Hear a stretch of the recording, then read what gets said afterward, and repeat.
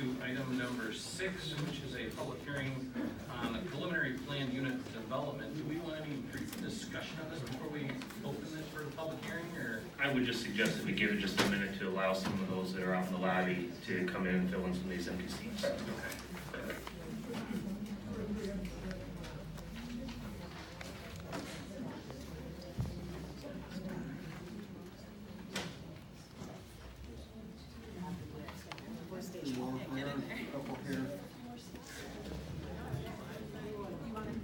And then, Mr. Caruso, would you like me to briefly, or would you like to briefly talk about that as a preliminary site plan? Yeah, I did. You got that.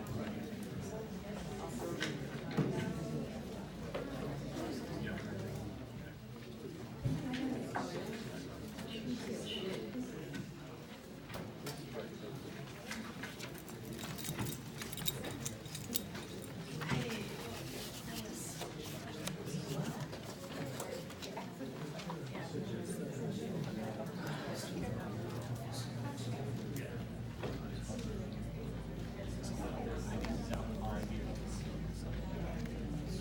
Janelle, can you make sure that Mr. Battaglia is right there at the doorway? Pat Battaglia, he's the applicant. Okay.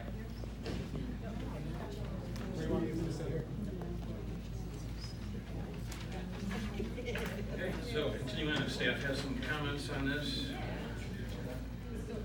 So we received the site plan application from Mr. Battaglia, the development of a community senior living, independent living, and assisted living at 1010 State Street. The development, though slightly modified, is basically the same development that was before you in late 2015, which did receive preliminary approval. Mr. Battaglia was the developer of record at that time, and through the PUD process, a final site plan and PUD agreement never materialized. He is back in front of you with the submittal, and this time I recommend that Planning Commission opens for a public hearing to take input from the comments on this topic. And then, do we want to have a discussion on preliminary versus final site plan, or? Okay, I will, what we have before us tonight is a preliminary plan. So what that means in our PUD application process, a preliminary plan submitted, site plan is the first step of the required approval process. And that happens following a pre-application meeting with the applicant, which did happen with our staff and consultants. Once there's a site plan submitted, Planning Commission will have a public hearing here tonight for preliminary site plan approval, take public comment, and then you can make a decision on one of the following 3 things, either approval, tabling, or denial. If approved, the final plan, the applicant has 6 months to come back to Planning Commission with a final plan and a PUD contract to be in front of Planning Commission for a public hearing. At that time, you would either do the same thing, approve, deny, or table.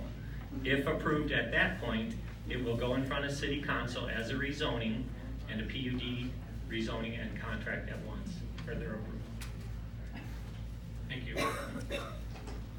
Okay, so at this time, we will do item, I guess we're calling it, well, item 6. We will close the. Excuse me. Yes, ma'am. Before we have the public hearing, it would be Would you please state your name and address again? Lillian Patricia Mack. We don't really have a call to the public currently. Okay, well, the public hearing. Not yet. It is not a public hearing. Currently, we're still in the planning commission. It's not going yet. You gotta- Okay, but before you do You that, gotta- okay, I'll wait my turn. So we will close the regular planning commission meeting and open a public hearing on the preliminary planning plan unit development site plan number 18-10 for 1010 State Street, Brighton Village at Mill Pond. So, Mr. Vice Chair, I just want to make sure that obviously there's people in the hallway that would like to speak on this topic, that we make sure we get through everybody in the room and outside.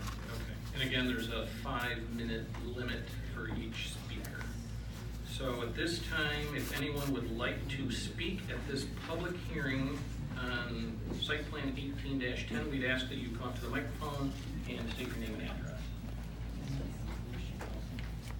And we typically won't have a question and answer. It's more just stating your questions, concerns, and then we will go from there. Patricia Mack, 810 Chestnut Street, Brighton, Michigan. I would like to know what they are proposing before I can make any comments at the public hearing. Thank you. Is there anyone else that would like to speak at this public hearing?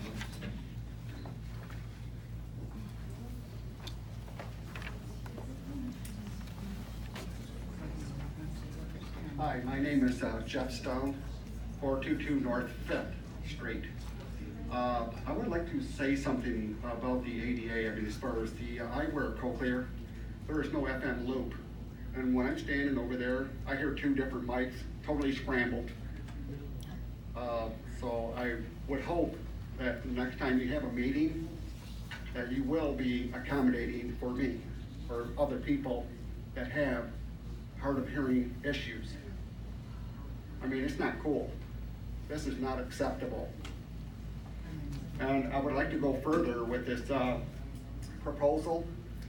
I've sent out a few pictures of what it's gonna look like with this huge building. I don't think it's really appropriate for that type of area. I mean, it's all residential around it, except for one building, which is Refrigeration Research, which is right next to the railroad tracks.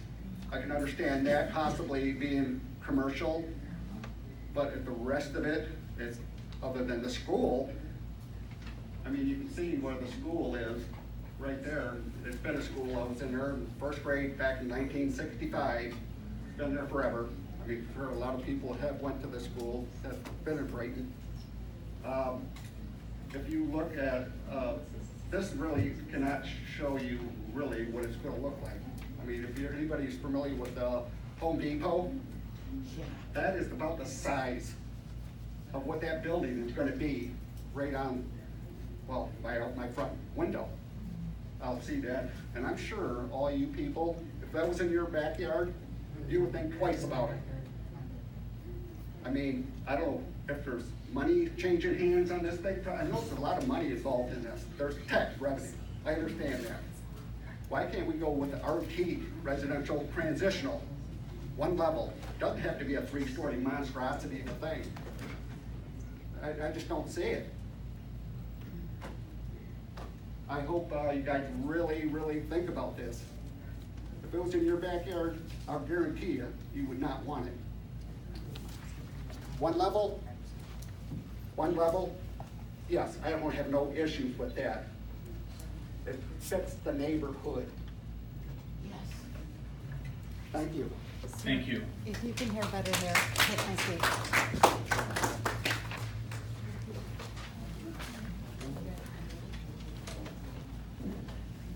Hi, my name is Mary Cullen Bryan. I live at 1024 State. It's on the corner of State and 7th. I'm probably the closest house to this project.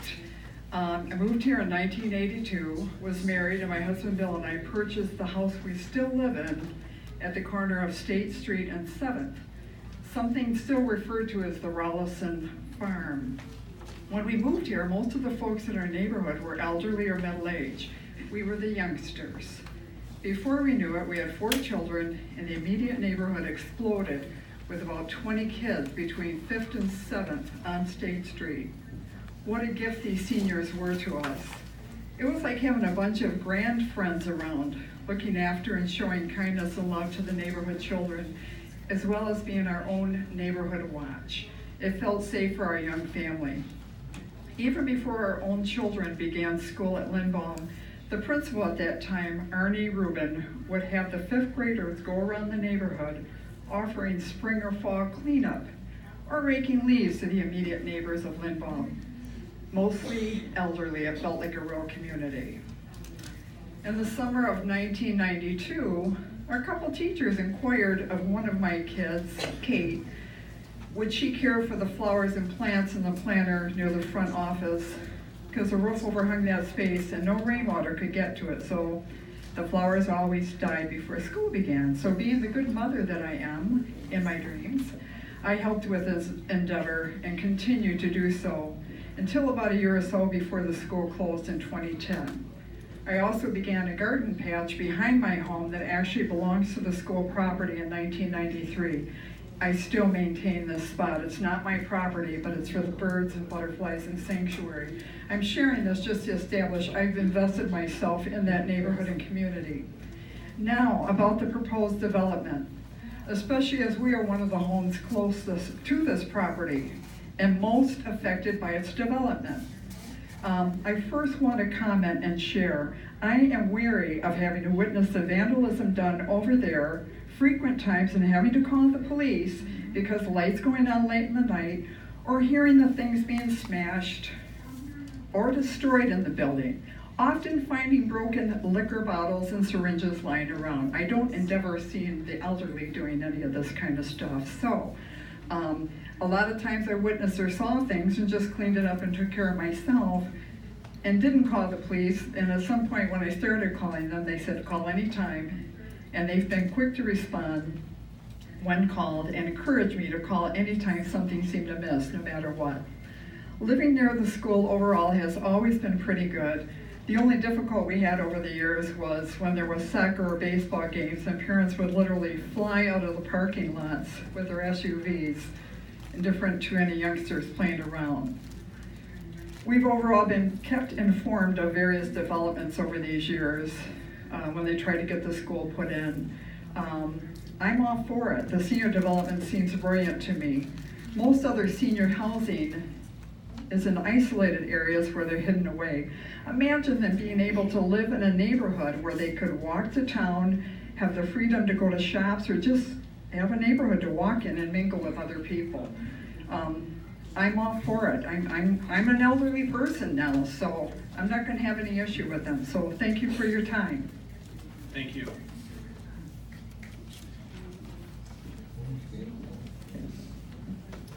My name is John Johnson. I've lived here 40 years. And I think if you check my state law, I don't have to give you my address, but I will. 7909 Magnolia. I'm going to look at a 3-story building. But that's not why I'm here tonight. I want to thank you for hearing out the residents of the Lindbaum School area. We have concerns. My approach is talking about the PUD regulations, section 98-761. A PUD may be applied for any zoning district. The approval of PUD application shall require rezoning by the way of amendment of this chapter based on recommendations of the Planning Commission and approval of the City Council. Any land use authorized in this chapter may be included in the PUD, subject to adequate public health, safety, welfare protection mechanisms, and be designed into the development to ensure compatibility of varied land uses both within and outside the development. Not single or 2-story residential homes not compatible at 65+ foot high. The applicant for a PUD must demonstrate all the following criteria as a condition to be entitled to a PUD treatment. Granting a PUD will allow design flexibility that benefits the community and results in a better overall project than would be permitted under existing zoning. Does it include 50 assisted living units, 36 memory care units, 120 independent living, 206 total units? How many single family units? Because it is now is R1. The proposed type and density shall not result in unreasonable increase in the need for or burden upon public service, facilities, streets, and utilities. In talking to your city manager, he now says the city's going to take care of all his problems with sewer and water. Streets, curbs, that's what you said to me.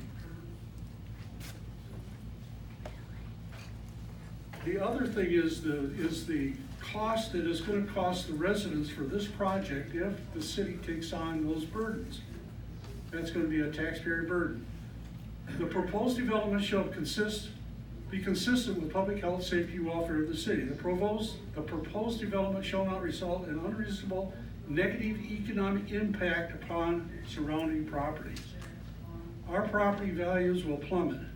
Sitting on our decks and patios looking at a 3+ story building right on the property line. Lights from the parking area, lights from the building, traffic, service vehicles, food delivery, lets, buses, cars, residents, employees, and visitors, garbage trucks, EMT, and so on, all day, all night. The proposed development shall be under single ownership and under control such as there is a single entity having responsibility for the project, which you do have.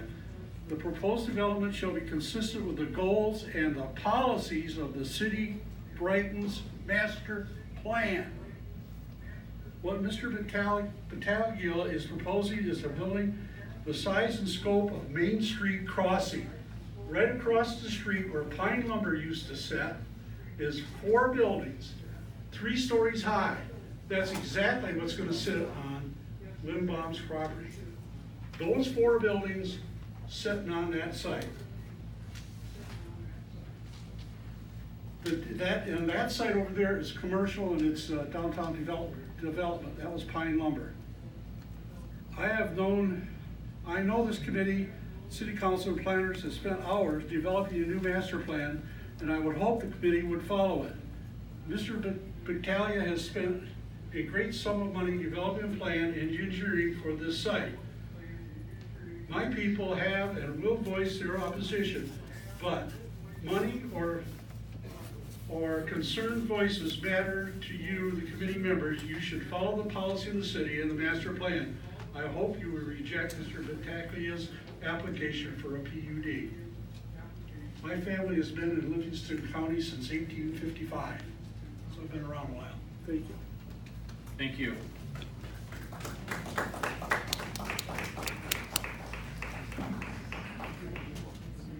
Good evening, my name is Cheryl Kruger.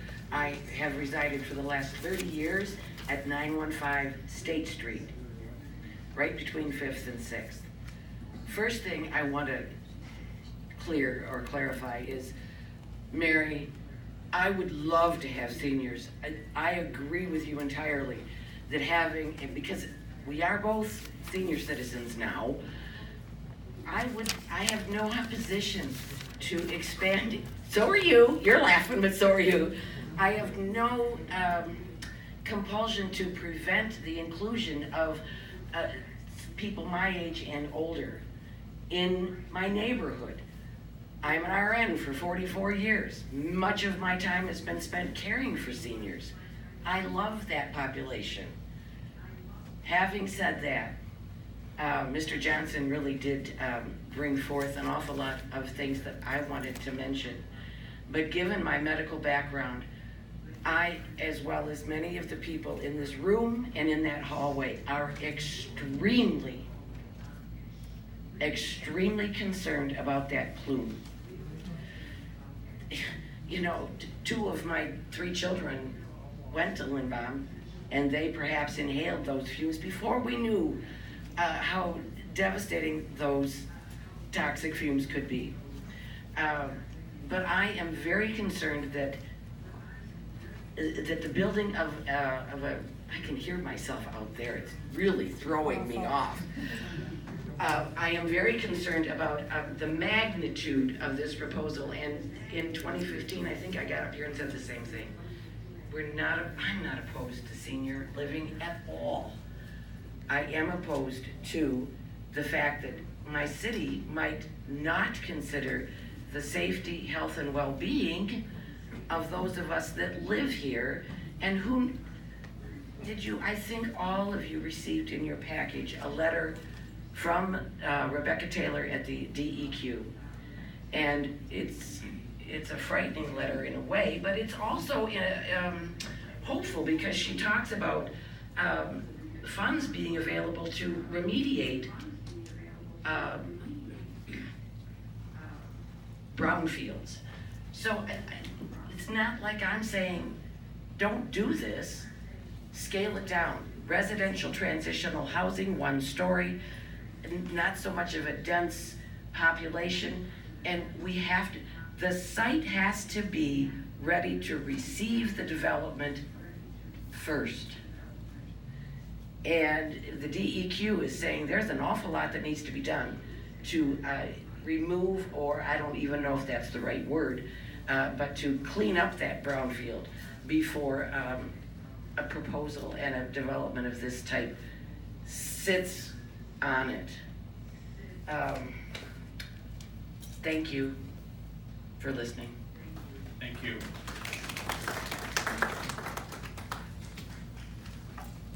Elaine Jankowitz with John Jankowitz at 920 State Street. And yes, we are very close to this new development. It's probably gonna be about 5 to 10 feet away from our backyard. It's too huge of a facility to go back at this 1010 street address. It's just too huge. And the trucks and the cars and services all going back there, I think it's just gonna be too much for this area. I agree that it should be scaled back and it shouldn't be 3 stories high. I don't wanna look out at the kitchen window and see this huge development in front of me. The other thing I'm concerned about is I've been looking at this development, and in that one area behind our home is an underground detention facility. I sure would like to know what that is. What kind of a detention facility is it? Like I said before, I agree with Mr. Johnson and the lady previous. I think the development is too huge and too close to the homes around that facility. Thank you. Thank you.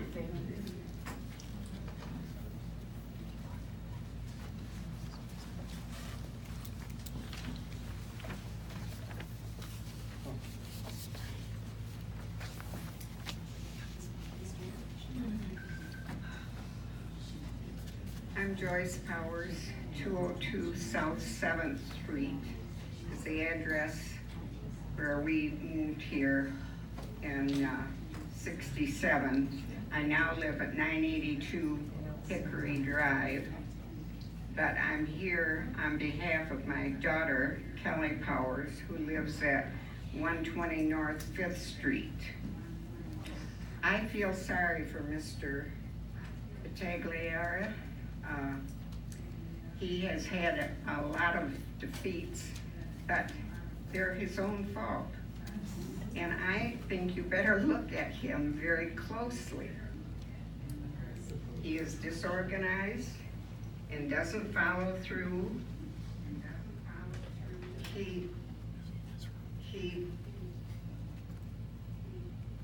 Well, look at the property right now. They own the property. He paid a lot of money for it. It's not being kept up properly. Anyone, and I was on the Board of Education for 4 terms, according to the newspaper, he hoped the Board of Education would cooperate when he wanted to do a charter school. Wouldn't you be sure that they were going to cooperate? Anyone who knows anything about education, and I am an educator, knew that that classical charter school was not the philosophy that this Board of Education would accept. The plume solution seems vague. We need to know exactly what you're gonna do. And you have done a lot of work on rezoning and having a good master plan. Don't undercut the good work you've done.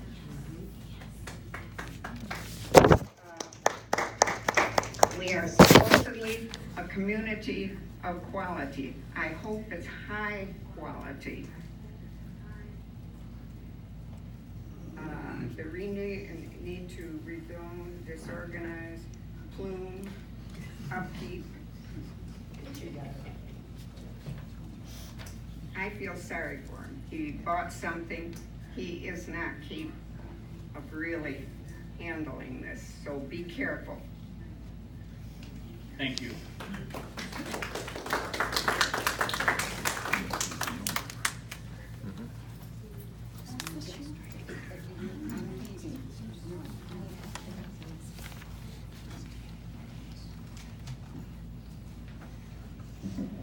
Hello, my name is Christopher Habsburg. I live at 7940 Holly Street, right next door to this project. In deference to Mary Bryant, down here next to her house, they want to put into a garden behind her house.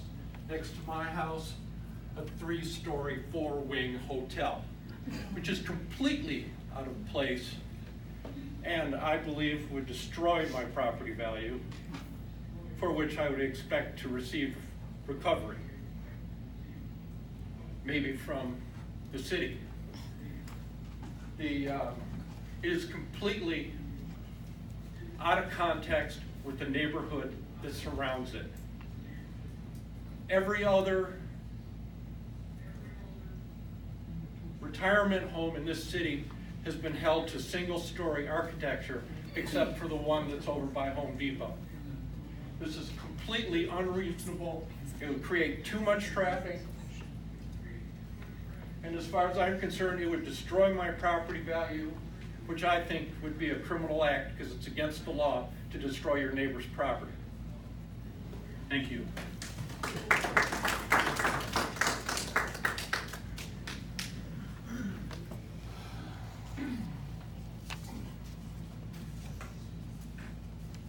So, Glenn Atkins again. What I'm hearing is our residents want this to be balanced. They want their needs met. The development of the property as a retirement community would be fine. But as the gentleman just said, this is out of context. This is a residential neighborhood. People have built their lives there. Invested their lives there. Yeah. I attended Lindbaum Elementary. My family goes back 5 generations in this town. Development is all fine and good. But let's not sacrifice the beauty and integrity of our neighborhoods in the name of economic development. We have trees. We're a tree city, last I heard. Those trees add a priceless aesthetic to our town. We can't lose this. Putting a monolithic structure of 3 stories next to these homes and destroying the aesthetic of that neighborhood is criminal. Once again, develop a reasonable plan, single story, that is integrated with the neighborhood and does not dominate it like some fortress. This is overbuilding. And frankly, I think it's pie in the sky. I think it's unbridled overdevelopment. There's no place for that type of a building in our neighborhood. Please consider the context, consider the residents, and think about the beauty of Brighton in general. People from other communities, they talk about the beauty of Brighton, our rolling hills, our beautiful trees. Take that away, and we're like any other overdeveloped, platted. Livonia. Yeah, we're like any other suburb. And this is not just applying to Lindbaum, and it's not just applying to that neighborhood, it applies to the city as a whole. Every resident in this city has an interest in preserving the beauty of this city. A beautiful building that takes over a property is not as beautiful as well-developed natural beauty in the context of our neighborhoods. And this is not the item at hand now, but we're seeing the same thing over on the bluffs. Let's not be that community that raises trees, that knocks down and just runs over its residents in the name of economic development. Yes, we need housing for seniors, but we can do it in a reasonable way. We can do this. Please hear us. Thank you. Thank you. Mr. Vice Chair, just a quick note. In an effort to try to get everybody that wishes to speak, if we could limit a second time up until we get through everybody that wants to speak, that would be great. My name is Janice Parrish. I live at 1017 State Street. I'm right across the street and my house faces Lindbaum. And I understand what everybody's saying about a huge building back there, but I'm telling you, someone is going to get killed or hurt with that vacant building. It's dangerous. I don't like to see when little kids walk around there. You can't see them behind the buildings. Anything could happen. Mary was right about the syringes and things in her yard and the police being called all the time to somebody on the roof, playing around on the roof. I mean, it's dangerous. I don't like that vacant building back there. And you talk about your property values. Your property value is not very good with that crappy old building and all that vacant area. Anywhere you live, by anything vacant, it just decreases your property value. And then our streets, we're all forgotten on that side. Our streets are terrible. My neighbor fell and hurt herself really bad. So it's almost as if you want someone to get that property and build something and do the streets for you so you don't have to keep coming to us for money because we're not voting for your millage and all that crap.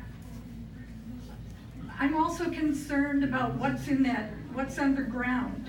We had to get our property, our air quality checked. If there is any kind of poisonous whatever in the water or the air, you'll never be able to sell your homes, never.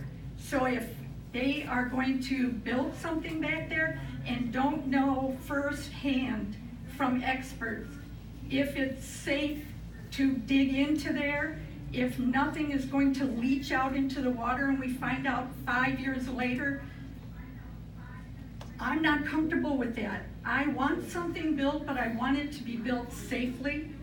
And I'm really afraid because, I'm not kidding, you'll never be able to sell your homes, ever. Thank you.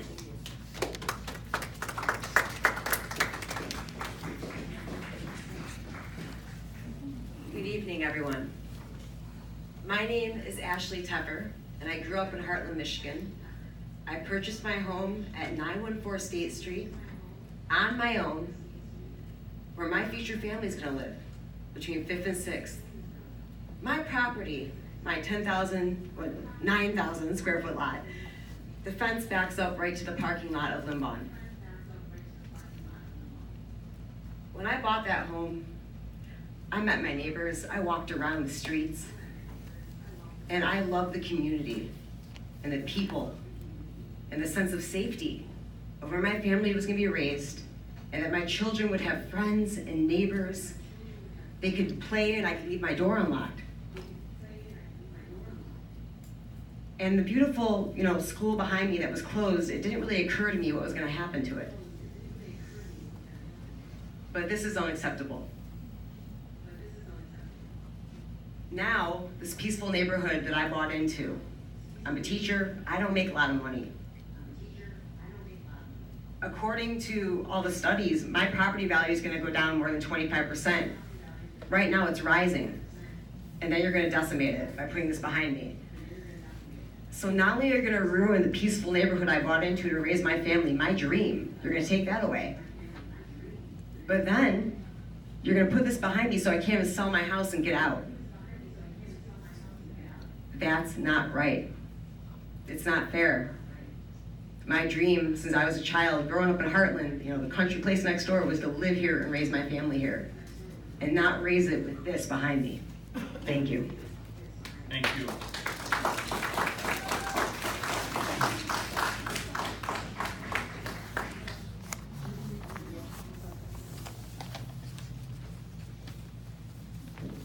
Hello, I'm Brian Clare. I live at 225 North 5th Street. I'd just like to say 2 years ago, whenever that was, the last time this came up, it was pretty harsh on everybody here in this room that was here at the time. And mainly because there was no warning. I heard about the meeting like the day of, and showed up and saw this big thing, and there were a lot of hot heads in the room, and there's still a lot of hot heads in the room. I think mine has cooled since then. I've come to warm to the project some. I think there are still some concerns.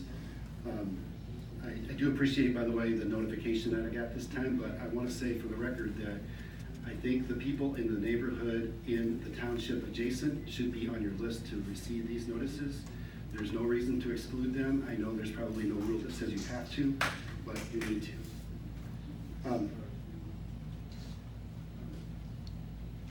The biggest thing that has swayed me is the 2 years that have passed and watching this thing decay more and more and more. I know I don't want to sound like the guy that's just accepting the thing in front of me because it's the only thing I can see, but right now it is the only thing in front of us, and I know it's zoned R1 right now, and I know that the master plan draft that's on the table in front of whoever's approving that soon shows that continuing to be R1 and being pushed to be residential, single family, or something similar. I have a very big concern that that's ever really going to happen. Because of the plume, I know that there was a single family home just built on North 5th Street. It sold pretty rapidly, so there's at least one buyer out there. The house next door to me just went up for sale this week.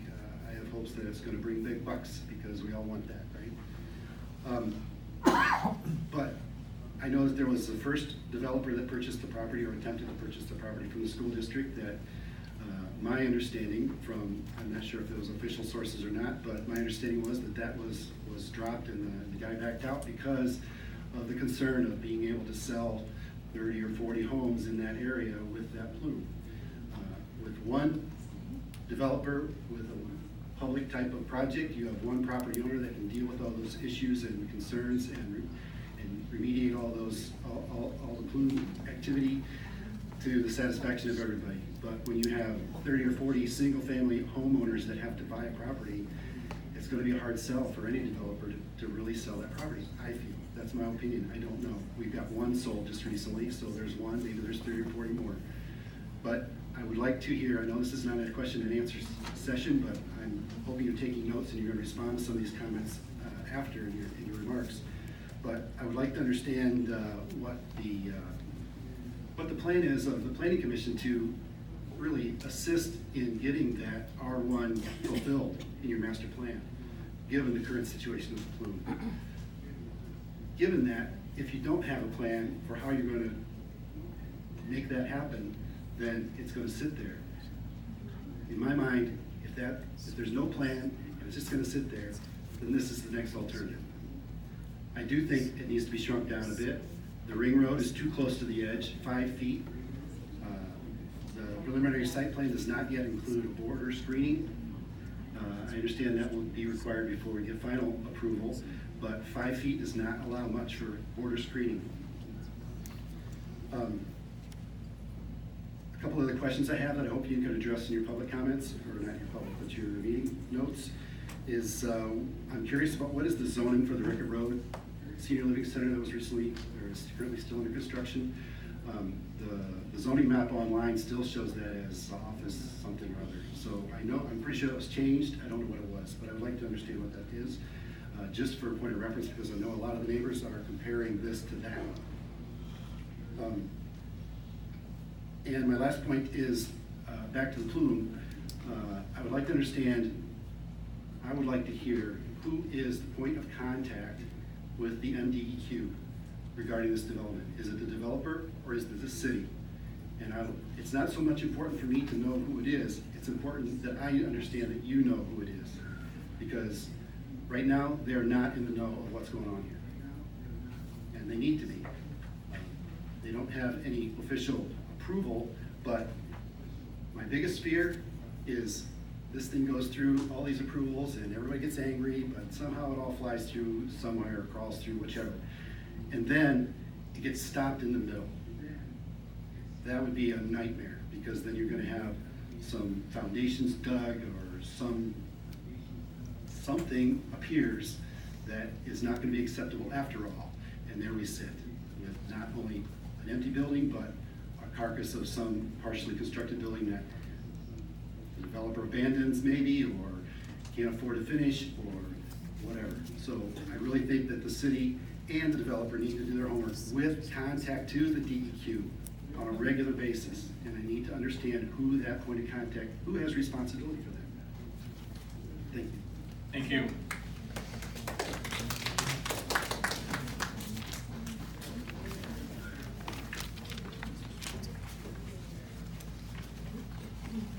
Hi, I'm Mara Aikens. My father spoke. He's much more elegant than me, and I do not pretend like I'm well versed in any of these sort of plans, but I do live in the neighborhood. And I recently purchased my home, and I'm sorry for the way I look, because right now we are building a fence and we are trying to deal with the drainage issue in our front lawn, and I worked all day at the local bakery, Great Harvest. So my family is going to stay here for a while. And on top of it, I'm very bad at public speaking. Just looking at this though, it just seems so large and like there's not enough green area. I'm sorry, it's my nerves, not the fact that this is kind of upsetting that it's coming into my home. But it just seems like the road is too close to my neighbors and there's not enough greenage, and that it's going to be as large as the complex that you guys have already started to build across the street from my niece and nephew. The lights now stream through their windows as they sleep, and I don't want that for my neighbors. It's okay that there's going to be a senior citizen home. I'm totally okay with that. I live very close to my parents so that my kids can have a relationship with multi-generational family involved. I'm okay with the whole senior citizens thing. I'm just not okay with this draft. We have to somehow meet in the middle, because this road is way too close to my neighbors. There is not enough greenery, and it is going to be too large. I lived in Lansing for 2 years in apartment complexes, and I came back here to raise my family in Brighton. We don't even allow multi-level parking structures because they're too ugly. So now people park in my yard all the time for festivals, and they can't even cross the street because there's already enough traffic going through to get to Meyer. I mean, you're going to allow this in a neighborhood? And you're not going to take care of the parking downtown because it's too ugly? I don't get it. And I wish I could. And I wish that I could work with you, because you can drive by my house. It's 125 North 4th Street, and we need drains really bad. I have pictures of my 7-year-old sister with water up to her ankles in our side yard. We need this revenue or whatever, or if he's gonna pay for it, or who the heck is gonna pass something that's gonna give us that. And I totally get it. You guys are banging your head against a wall and we're telling you, like, pull back, we don't want this. And I'm okay with all of this. I'm just not okay with this. And I think that I can't speak for everyone, But I think that that's what a lot of people are trying to get at. And that's all that I'm asking for you guys to take away. We don't get to protect ourselves. We get to put our trust in that someone else is going to protect us, and that we're paying taxes to get protected, and all of those things, and that's all that I'm asking for. I want to stay in this neighborhood. I have a house where I can stay in it until I die. I want that. This is not cool. That's all. Thank you.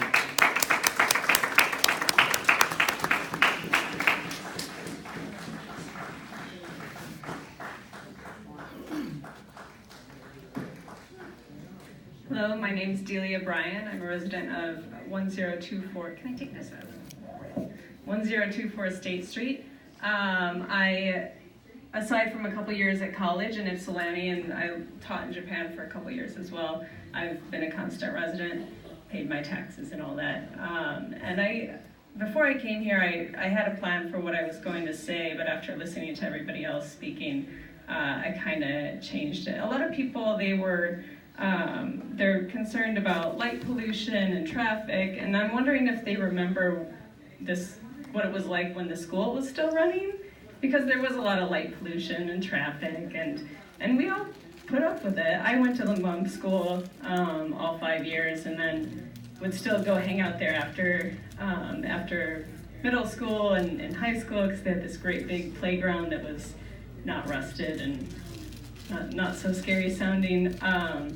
But now that it's been sitting there for such a long time, I'm growing concerned because I take my dogs for walks and there's heroin needles everywhere, and some people might not realize it, but Livingston County has a very serious drug problem, and I really worry about that element in our neighborhood because there are still kids there and lots of elderly folk, including my parents, and like, what if I'm not there one night and they're out, they go for walks? What if I'm not there one night and something happens to them?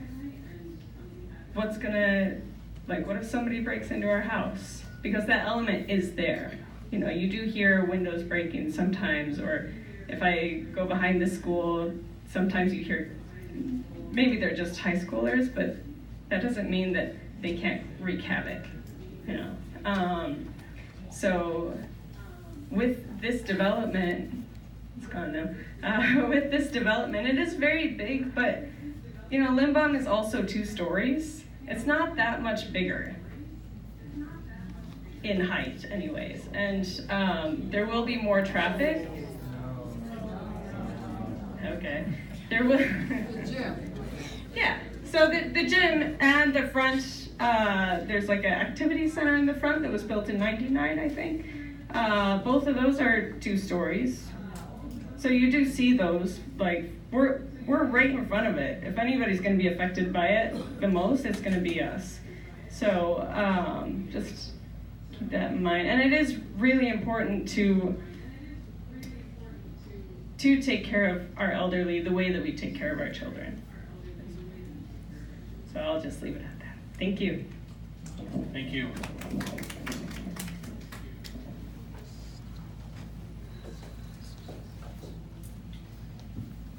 Well, my name is John Berry, and I'm actually the owner of the property. I bought the property 6 years ago with the stipulation that we were going to put a charter school. I live in Fenton. I have a lot of family in Brighton. My brother lives in Brighton. I have a lot of really good friends in Brighton. So I think of Brighton a lot like Fenton. I think of it a lot like Rochester. I grew up in Rochester. And I can tell you, each and every one of you guys, that I would not ever have a development in a place that I didn't think was in the best interest, okay, of the community. My mom is 88. My dad's just passed away at 92, World War II veteran. I have 5 children. I'm a Christian, and I'm proud of it. And I think that when we looked at this piece of property, and I bought it really with no contingencies, because I was told that, hey, you can't have contingencies on this bidding process of buying it from the school or from the city of Brighton. So, you know, we've had people that have come to us for development on apartments. I personally don't think apartments are the right thing. I think there's a lot of riffraff that comes with apartments. I think there's a lot of traffic with apartments. I thought that the Limbaum school, I thought that would be okay, a charter school, but I think there's gonna be less traffic than even the old Limbaum school. And the reason I say that is, if you've ever been to a retirement place, you know what, there's cars coming in and out, it's not all day.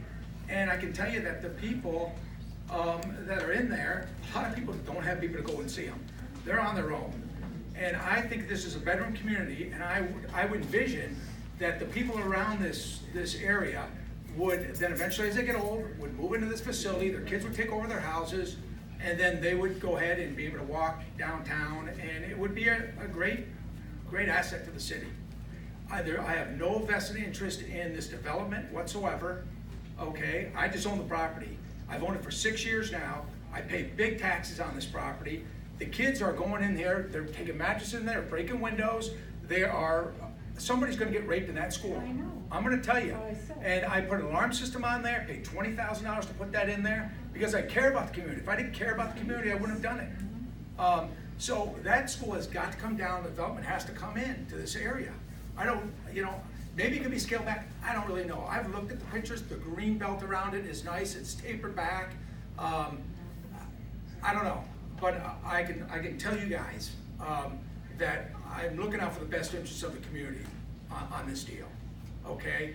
And I can tell you a little bit about the plume. There's over 400 plume sites around the state of Michigan. I've met with the DEQ. I sat in Rebecca's office, and that plume runs all the way underneath the Brighton High School. Actually, it's right underneath the teacher's lounge. It runs right into Brighton Lake, okay? So that plume is slowly, moving south. I don't know when it's gonna be cleaned up, to be honest with you, but they have to do, it's just like when you have the vapor, it's a vapor barrier that you gotta put in on the site.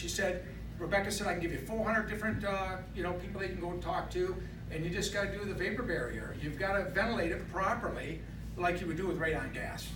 All you guys have heard of radon gas, it's all over the state. So people, and I think that they're getting more and more educated, the DEQ. So I think it's less, but they're more sophisticated now, so then it becomes more. So that's all I have to say. So good luck on this deal. I don't know whether they'll come through or not, but I think that's way better than the alternative right now. That school's sitting there. Right. Thank you. Want me to hold that up while I speak? Just hold it so you can see the microphone. Yep. I'll wait my turn. Sorry. Good evening, Jim Naker, 7901 Magnolia. This is not supposed to be an emotional argument. This is simply about a zoning. According to your language, 98-3.22A2, any land use authorized in this chapter may be included in a PUD subject to adequate public health, safety, and welfare protection, both within and outside the development. 98-3.22A3 says the applicant for a PUD must demonstrate all of the following criteria as a condition. 3.1, granting will allow design flexibility that benefits the community and results in a better overall project than would be permitted under existing zoning. The current zoning is R1. R1 wouldn't allow this, so I don't know how it can be better as a PUD than what it would be in R1, but that's subjective. 3.2, the proposed type and density of use shall not result in an unreasonable increase in the need for or a burden upon public services, facilities, streets, and utilities. In an article in the Livingston Daily dated September 13th, 2018, Mr. Battaglia is quoted as saying that previously, the city was pushing for about $2 million in off-site improvements. They wanted us to invest in rehabbing streets. if he's not going to do it, I would think the $2 million on the city is an unreasonable burden. The language suggests that the infrastructure is to be in place before the PUD is granted. 3.3, the proposed development should be consistent with the public health, safety, and welfare of the city. Commission members, council members, staff were provided with a letter dated July 10th, 2018 from Rebecca Taylor. Was that in your package?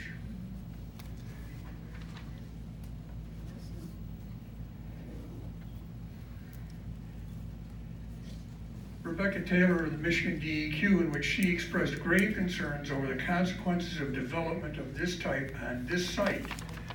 Ms. Taylor cites the concerns that covering the area with pavement will affect the recharge of the groundwater and where the contaminants are located in the aquifer. I would suggest this flies in the face of reasonable interpretation of health, safety, and welfare.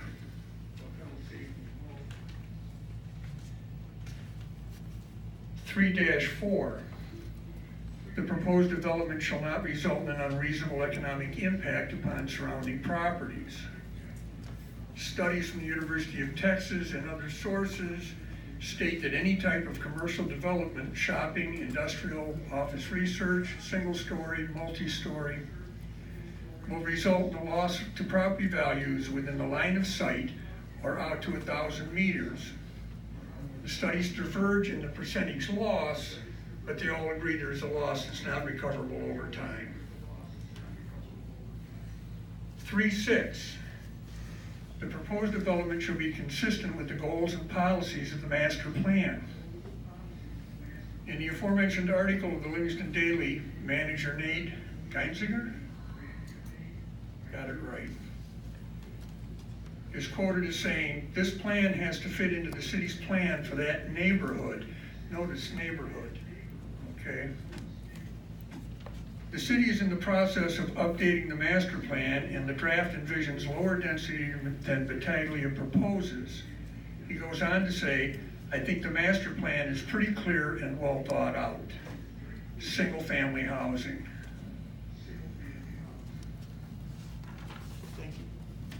Thank you.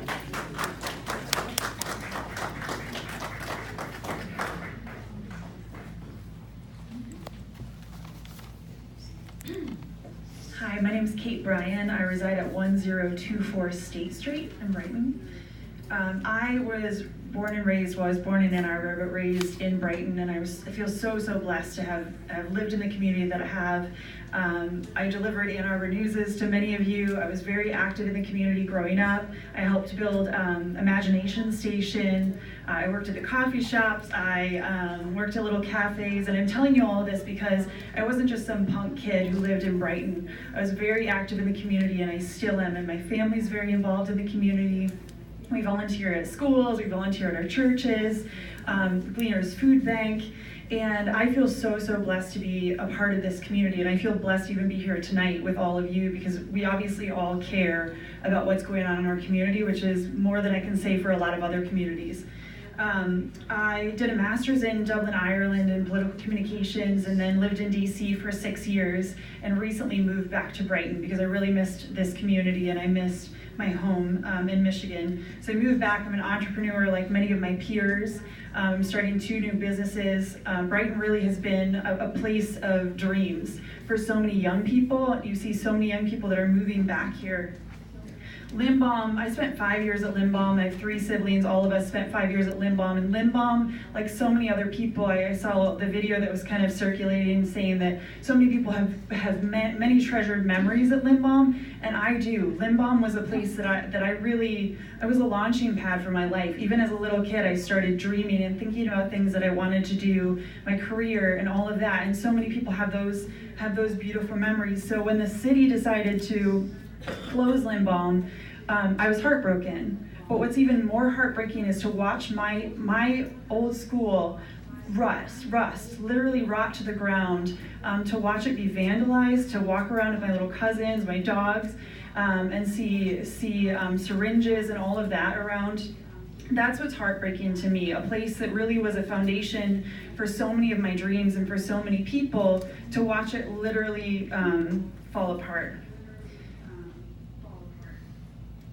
We didn't have family close by, so really our neighborhood and this community became our family. My grandparents passed away when I was pretty young, so all the neighbors, all the elderly in our community really became kind of surrogate grandparents to us. And not only did they just give us of their time or give us popsicles in the summer, they loved us. And I feel so blessed to have been raised in a community and in a neighborhood. There were so many elderly people. There were a mix of community, mix of ages, mix of communities, and people really watching out for one another.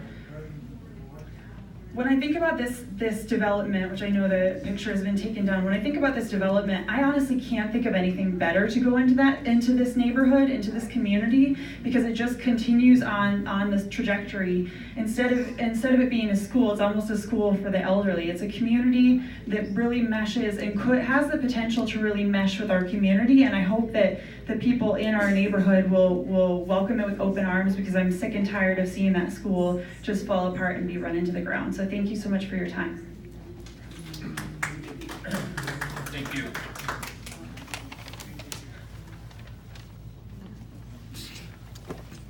I'm sitting down.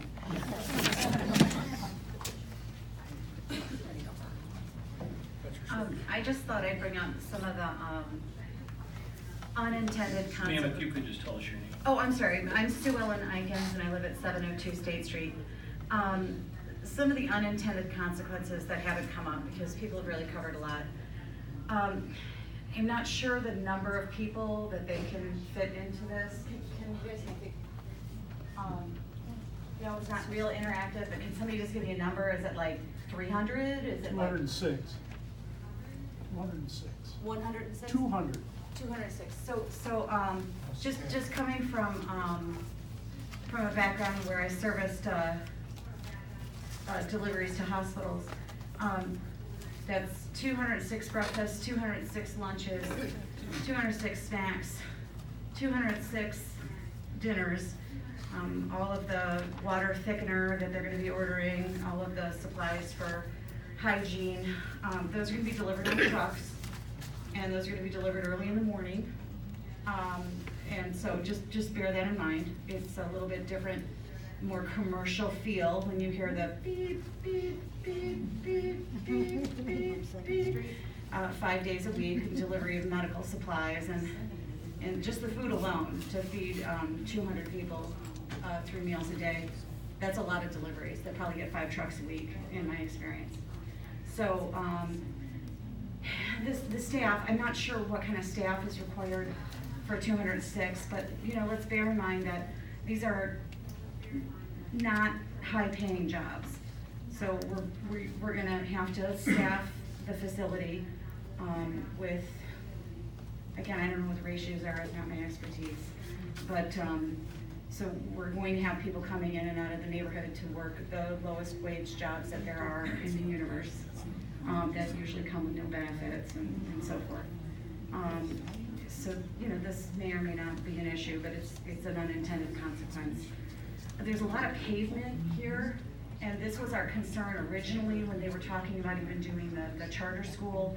I don't understand how that's all not going to run off downhill and make our yards even swampier. One of the reasons that the Headley override failed to pass was because so many, and maybe you guys give me some nods so that they see that I'm not just making this up. So many individuals were worried about the character of our neighborhood and the trees, and just exactly how many trees we were going to lose in order to put in drainage and sidewalks and curbs. And if this development goes through, the infrastructure that's going to be required to handle these, 5-day-a-week deliveries of medical supplies and food and so forth, you're going to have to redo the roads, Headley override or not. You're going to have to do it, which means we're going to lose trees, and we're going to have, and if they don't put more drainage in, then we're going to have, water goes to its lowest point, right?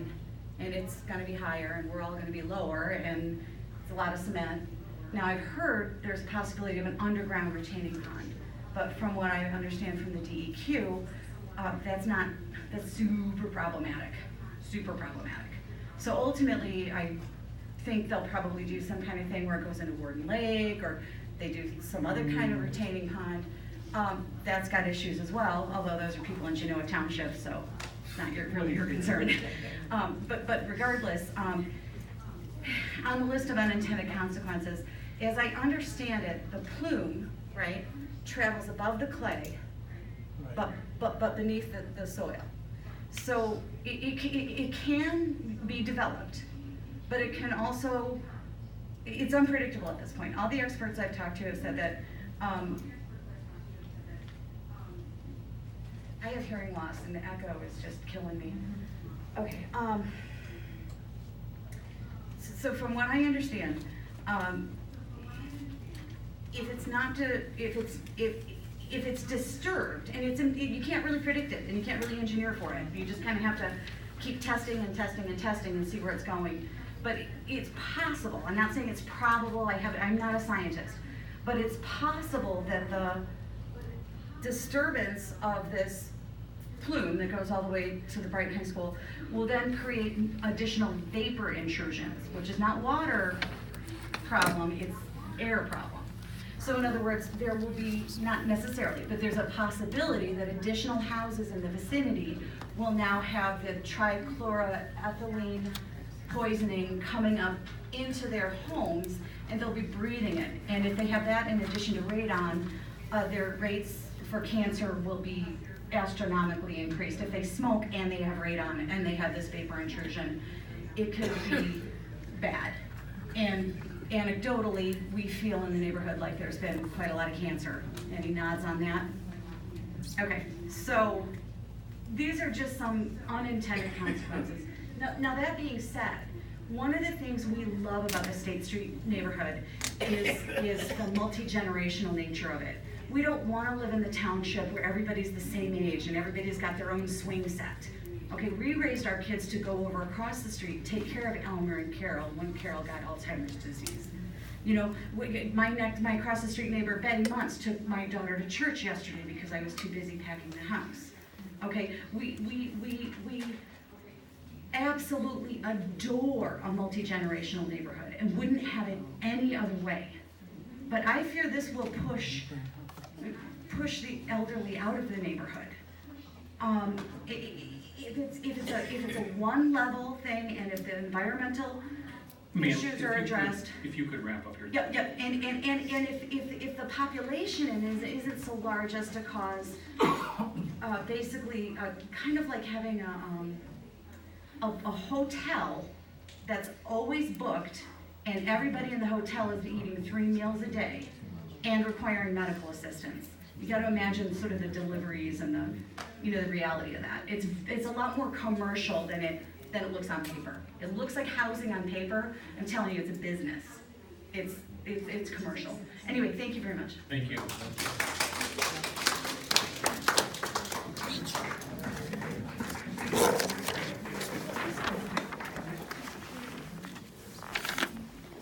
Good evening. My name is Robert Stonek. I live at 405 North 5th Street. I've listened to the neighbors talk about the unsightly building, and shame on the city for the code enforcement for not standing up and making the owner correct these problems from years ago so that they wouldn't have come to the situation that it is now. The city has no money to fix our streets, sewers, or waters. The Smith McPherson subdivision where we all live is the last part of the city that has been neglected. So from what I spoke to the mayor or to the city manager, there is no money to correct those problems. And finally, they intend to take down all the trees along the edge, and I live on the east side of the schoolyard. So the 3-story building, they'll be able to look down into my backyard. There's probably about 3 or 4 of us on that side of the street that will directly affect. And I ask all of you to think about your quiet evenings in Brighton. Would you want somebody looking down into your backyard while you're trying to relax? Thank you.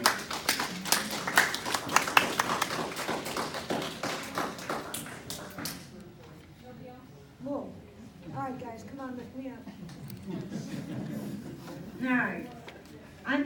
my house, 304 North 5th Street at the corner of Chestnut, back in 1996.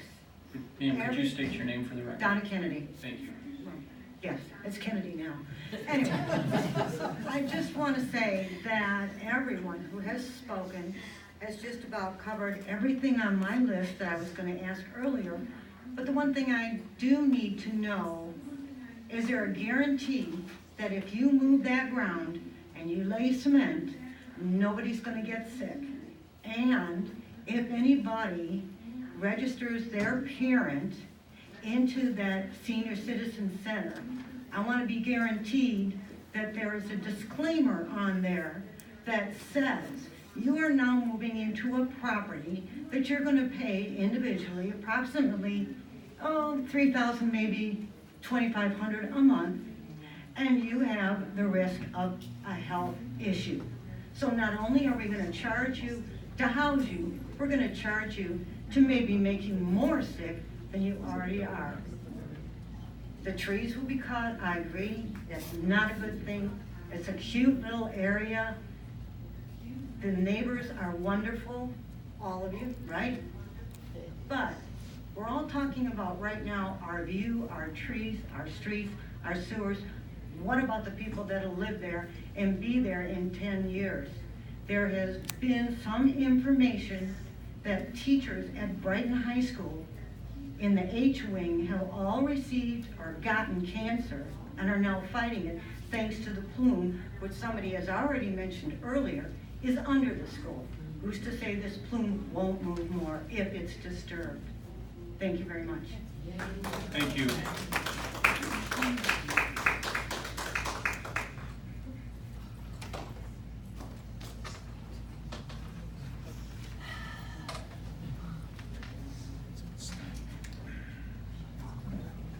Susan Backus, 907 Brighton Lake Road.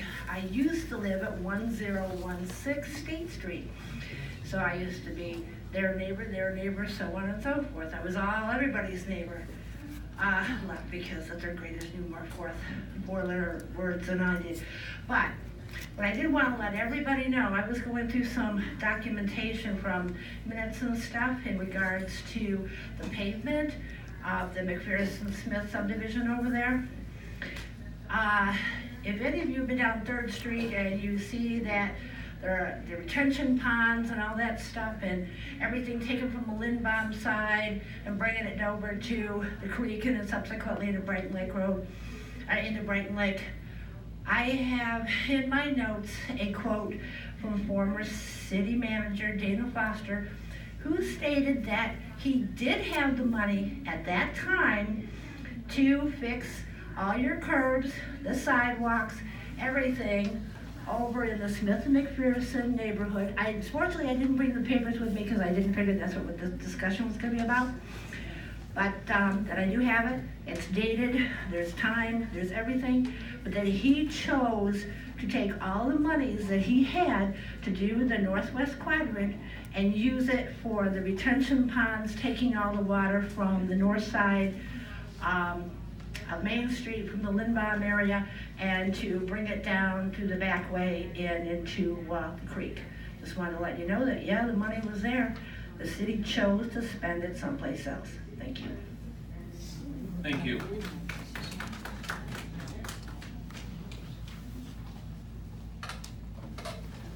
Oh.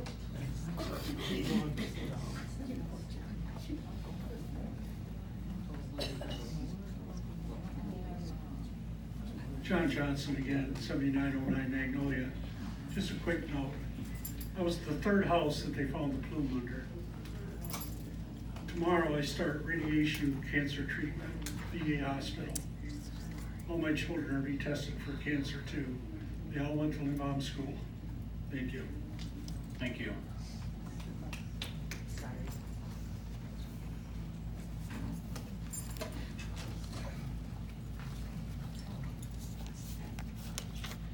Hello, Ashley Tepper again, 914 State. I just had a question in my head. You know, there's not a lot of affordable housing for families in Brighton, and especially in the city of Brighton. Like, they can't find a house. We're actually having a housing shortage, and people want to live here. So, you know, when I think of families, I think about the economic impact that they would bring to the community, right? Because you have husband, wife, you got kids, you know, husband, husband, wife, wife, who knows? But you have a family, right? They bring money in. So this is a whole bunch of seniors living there to eventually, you know, they're gonna pass away. And there's workers who work there. But what is giving back to the community of Brighton? Financially, economically, like in the long term, sustainable, nothing. I don't know if you guys thought about that. Thank you.